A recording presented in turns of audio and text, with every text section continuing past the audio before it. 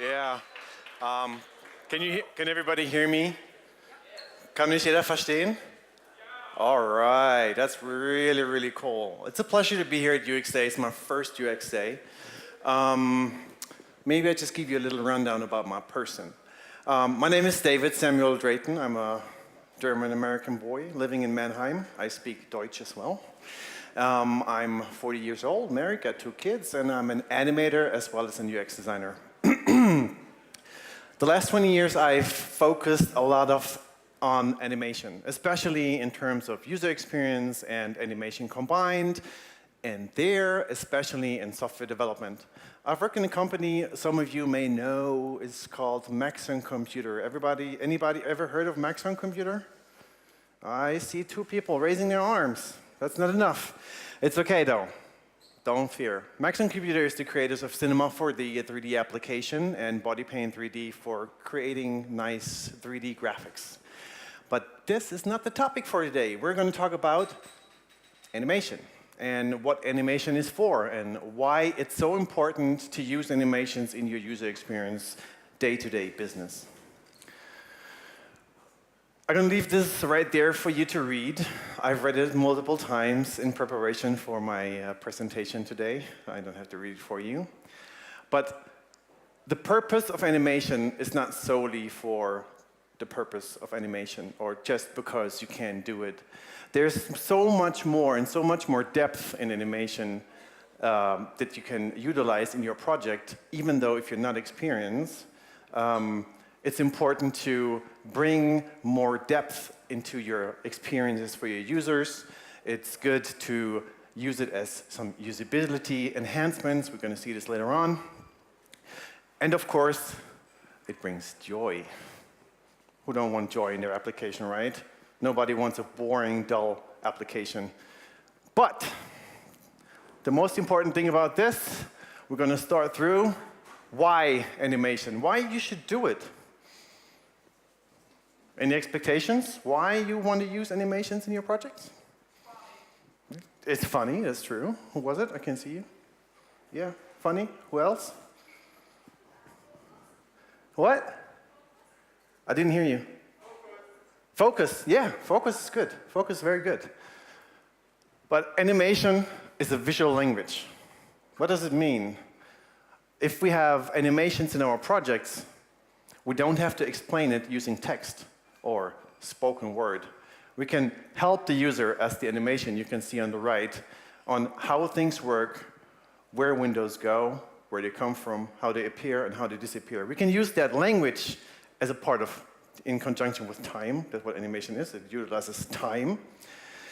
And it explains interfaces very well. Yes, it does, because we can animate between 2 states. Right? And we can show an animation from A to B using time. It gives cues and feedback and shows progress. I think a lot of you already saw animations in their applications. Maybe you were happy with them, maybe you're not. It depends on how well the application performed. But all of those cues and feedback and all of that progress we're showing, let's say a progress indicator of loading is a very good animation, or notifications coming down from your notification bar, all of these are little animations you can use inside of your projects. And of course, experiences are more seamless and intuitive. Everything feels so much more nicer if you add a little animation here and there. But it has to have context. So, what actually makes a good animation? A good animation is invisible. I think all of you guys already heard that good design is invisible, right? Like good design is invisible. It just feels good and you don't question it. It's just there and it's like, oh, wow, this application feels good. And maybe people who are not in the design industry can't express why, but then we have done our job really good. They will complain if you suck. And of course, good animation gives context in between states. I've mentioned it before. Okay, on, off button.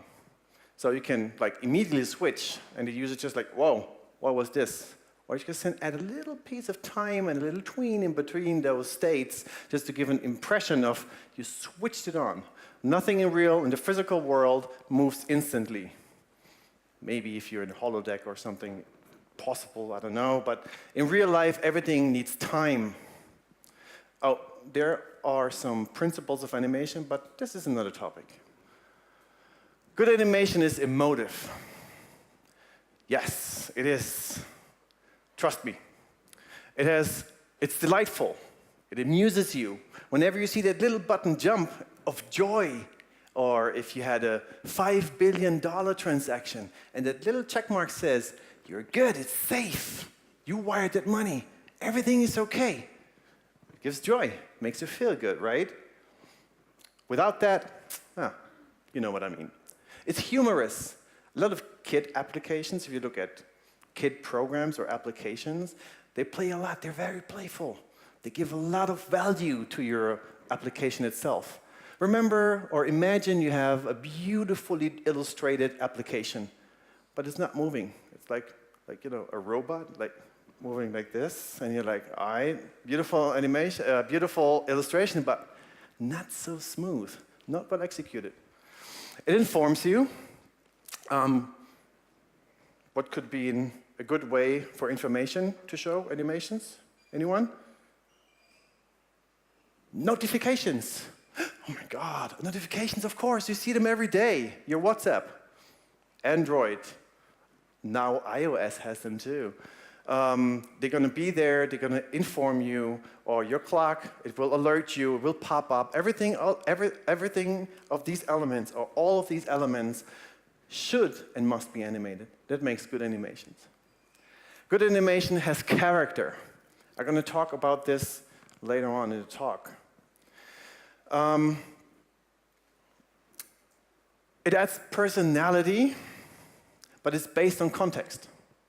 So whenever you animate something, just don't animate for the sole purpose. I've mentioned this before. I just want to repeat it because I know that some people are like, yeah, animation is cool. What David is saying is really cool. We need it. We're going to go back home. We're going to animate our UI. We're going to animate the hell out of it. No, you won't animate the hell out of it because you need context, right? You want to have the context. You want to improve the experience. You want to show people how to utilize animations within your application. So I've brought some examples. I think these examples are very good. You may disagree, that's okay. We can discuss this later in a one-to-one talk. But what I want to show you is the importance of having these attributes, and these are just 4 I've picked. There are tons of others, and it really depends on your context. I can't stress this enough. Animation within our user experience days, everybody's doing it. We had a talk before about design thinking.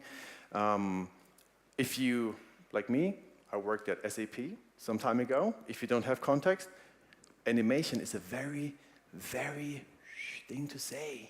It's like, hey, let's animate this. No, we don't have time for that. We're a serious application. But there are some serious things I will show you that also uses animations. Now imagine you want to buy a $5,000 smart watch or whatever, and you're visiting the application's website, the goods website, and it wouldn't animate. There's like nothing. It's like boring, and the watch itself, the tick marks, they're animated. Whenever you adjust the time, the pointers are animating nowadays, even at the analog watch. Why don't reflect all of that value, all of that smoothness, all of that dedication you put into your product, not also into your animation? It's a sort of telling your customers, hey, we put a lot of love not only into our products, but also in the way we're presenting ourselves and showing our products to you, because you're worth being shown only the best content in the best possible way. And for us, on the other hand, it gives us a nice vehicle to communicate how good and how smooth maybe those attributes are flowing into the UI. So elegance, one part. The other thing, if you're go a lot of running, if you go outside and run, I'm not that good of a runner. And I heard someone laugh. Ah! Stop, please. Okay. Attributes, sportive, for example. It gives you a lot of playful animations. It's very dynamic. The animations are very top-notch. Everything is moving. Everything is active as you should be active. So one of those attributes, like sportive, shown here in a very, very good example. Everything is counting. Everything is moving. Another way is like being a very playful application. You can use all the latest technology in your app to animate things, but it's okay. It's okay to be playful if the context is there.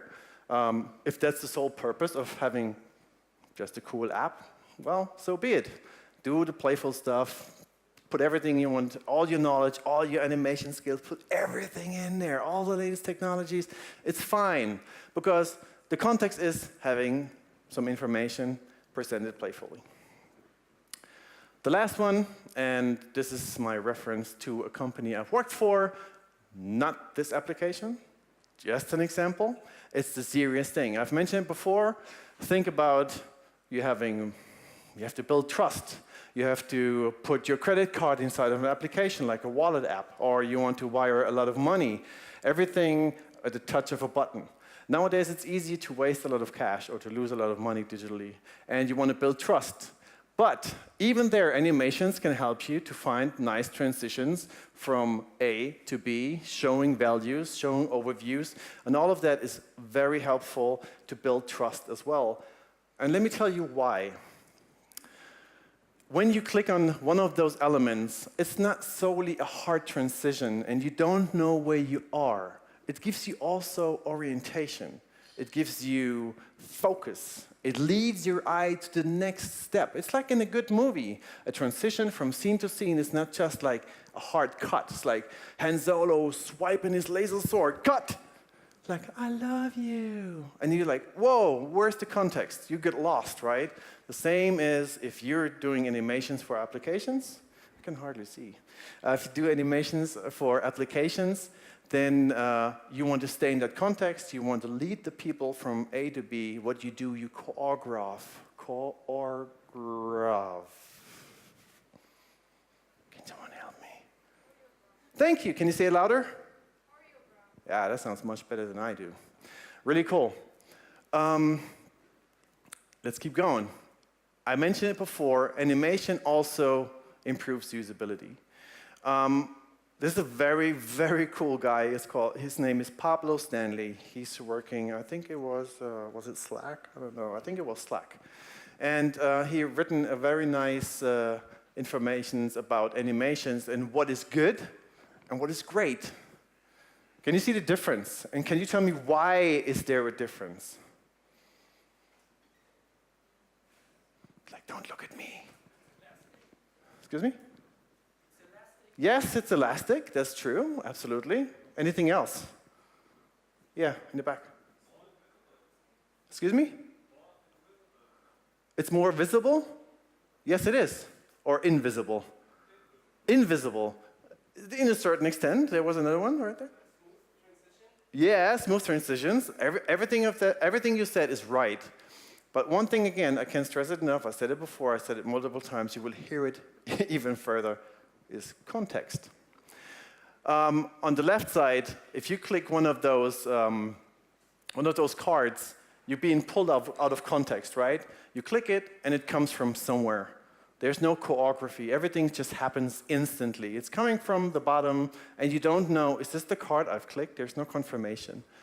If you use the way on the right side, where you expand the card, right? Just that little subtle animation, like smooth, invisible. What you do, you build trust by saying, yes, you clicked me, and I'm expanding upon your action. And therefore, you're improving usability. Another example, which I think is really good, and choreographed, let me rewind, choreographed animations. A good dance show is also choreographed. if you have a good choreographer, it will tell a story by your dance moves. We as animators or as designers, we choreograph our application. So on the left side, you click a button, or you click the button and you're presented by a list report, like lists with some information. On the right side, same procedure, but a little difference is happening here. Do you see the difference? Can you tell me what it is? Excuse me? Time. Time? Yeah, right. We have a little time animation between those elements. They're not presented at the same time. They are choreographed, like 20 people coming on stage, not immediately there. They're coming one by one, saying, hi, I'm here. It's one of those basic animation principles called staging. Like staging, I'm presenting myself so you can see me, and now I'm anticipating my motion back to the other side so you can know what I'm doing. Same principle happens here as well. We're having all of these elements coming in one by one, giving you time to recognize, to sort your thoughts, being led by the animation, telling you from top to bottom or bottom to top what you want to show. It's a very good tool for us as designers to bring focus to the people. Thanks. One last example. Everybody knows it, progress. This is something I would like to talk a little longer about because this is a very cool topic. I've put a lot of stress in the last years. Why animation can help to get better applications. If you see this, you say, yeah, right, on the right side is much better. But why is it better? You see what happens. You have a progress indication, and then you get a success message. Therefore, animation is being used to use one of the most precious things in our nowadays is time. We're using time to load things in the background, for example. You click a button, and then you present an animation. And then you're bridging the gap between, let's say, the front-end click, going to the back-end, saying, hey, I need information. All right, here you go. Here's your information, and being displayed. Bam. You don't want to have no little wheels waiting for that. You want to have a progress. It feels much more intuitive, and it also makes users wait and take away the perception that they're waiting. So little animations can help to get rid of those, oh, the app is so slow, it takes forever. Who's on Facebook? Yeah. Oh, it's still a thing, huh? Yeah. Even though you may not recognize, Facebook is using the same thing. You're on a slow connection. You're on the train. Deutsche Bahn. You're in the Wi-Fi. Nothing happens. You want to start your feed. What happens? Can anyone tell me what happens? Yeah, right. It looks like wireframes. Absolutely correct. It is the wireframe or a representation of one of your blocks in your feed. And it has a little, I don't know what it is, a wobbly color gradient that's moving from left to right. And what does it do? It will tell you, hey, I'm loading, but I don't know when, but I'm a shiny animation. And the good thing about this is that it doesn't feel like you're waiting forever, right? You're in Deutsche Bahn, you're stressed, your Bahn is late, and you want to get home, and the ice train, everybody in their shoes like, hey, it's my seat, get away. And then you're on your Facebook like, it's loading. All right. But you don't perceive it as waiting. You perceive it as, okay, it's still doing something. Remember that rainbow ball from macOS? Yeah, no, it's a bitch, right? Because right then you know, this is a negative example, because whenever you saw that beach ball, you know you're in hell, because you didn't hit Command S. All right. So animations can also help us to get rid of the waiting time, or more important, on our side, not on the user side, we have to be for us too, talk about our daily business. Loading. Loading is painful, right? front-end developers like, it's the back-end is so slow. It's taking me forever. What should I do? Just put an indicator there. No, do something. Use the time, do a playful animation. Your users are more grateful. But don't overdo it, okay? Everything needs to be in context. There's the word again. It has to be, you have to stay focused on what you're doing and don't overdo. Yes. UX designers love personas. Who doesn't, right? Oh, wow. That's surprising. Everybody's like, shut up. Personas. But hey, fear not. Personas, if you do them well, they're useful. Why are personas useful? I know you guys are UX designers. Maybe you're all way better than I ever been a UX designer. So what are personas good for? Like, oh my God, don't look at me. Can somebody tell me what personas are good for? Validation. What else? Empathy. Perfect. What else? Yeah, I heard you laugh. Like, so what else? We have empathy.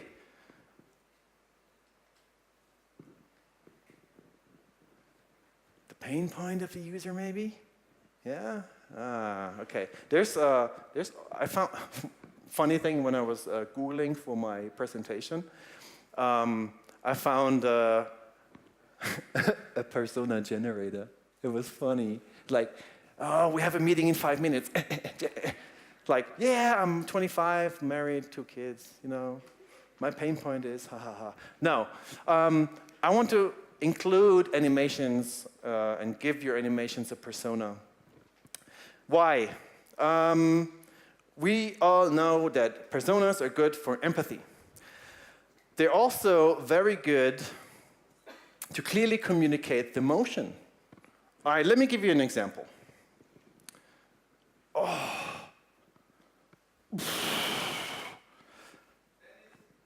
Then, perfect. It's an insider. Okay, what have it, can you, okay, again, focus. Check it out. Oh. What have I done? Back pain. What else? What was my motion? Tell me. It was slow, right? I couldn't go like upright. Everything is painful. It's my persona right now. Okay, what is this? Oh, you funny guys.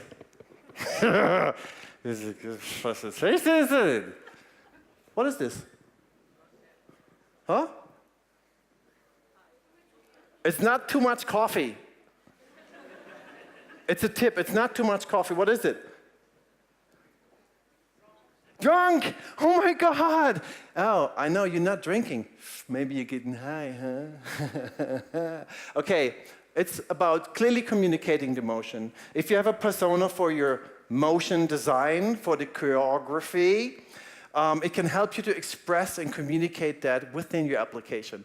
Let me rewind just like 5 minutes before the talk, within the talk, when we were taking a look at those examples. For example, the elegance thing, you would never use a drunk animation fancy stuff, right? You would have a persona that's elegant, someone with high heels, a good-looking, sexy guy. What? Yeah, okay. I just want to see if you were listening. You would never use a clown to promote a watch for 5K, because a clown is like doing another stuff of motion things, right? Please, thank you. It helps you don't to lose focus during your animation. Oh, I've been there a lot of times. It's like, you start animating. You start blocking your animation. Blocking means like, do this, go to the next frame, do that, go to another frame. Blocking, very easy, very rough, nothing is refined, and you start animating pose to pose and getting through and everything is nice. You say, I could do this, I could do that, and this, and this, and this, and this. Oh my God, we burned the budget. No, if you have a persona for animation, you won't do that because you say like, all right, it's elegant. No need for okay? Persona. Just, if you do a persona and you're animating stuff, just add some persona for the animation too. Ha! Who said it? The guy in the white shirt looking away in his laptop right there. He said empathy. Yay! Thank you. It's building empathy. Empathy also with your animation. Have empathy with your animations, right? You can clearly identify and have empathy if I come on stage like this. Oh, fuck. My back is like, oh my God, this poor guy has back pain. Or if I come on the stage like, oh, I have a headache yesterday. We partied too hard. You know what happened? It's empathy. Why don't we just build empathy for our emotions? We should, because it's important, right? And all that really helps to build better animations. The conclusion of my talk, context. Don't just animate for animating purposes. Just like, yeah, I can do it. I have the feature. I have the preset. Bam! No, just not what you want to do. Add personality. Persona. See? Yeah, personas? Personality? You get it? Like, all right, I'm going to be off in 2 minutes, don't worry. Personality. And, of course, from the usability side, support. You're supporting your users. The readability is better. You're gapping the bridge of waiting. You're going to help your back end because you in the front end can do fancy animations, waiting for the data to arrive and say, ta-da, load it. And with this, I will leave you and enjoy the rest of the UX Day. Thanks for listening.